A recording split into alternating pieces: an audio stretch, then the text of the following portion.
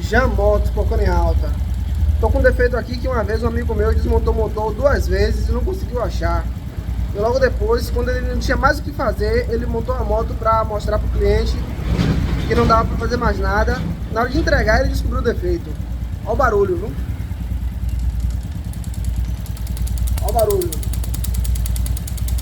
Brabo, né? Olha o que é. É no motor.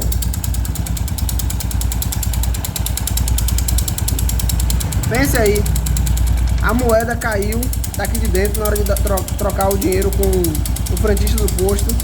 Rolou e ficou aqui.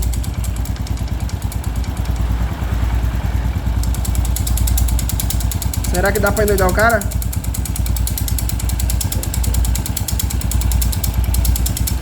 Aí hoje eu montando esse motor aqui eu me lembrei e coloquei essa moeda aqui e resolvi fazer um vídeo.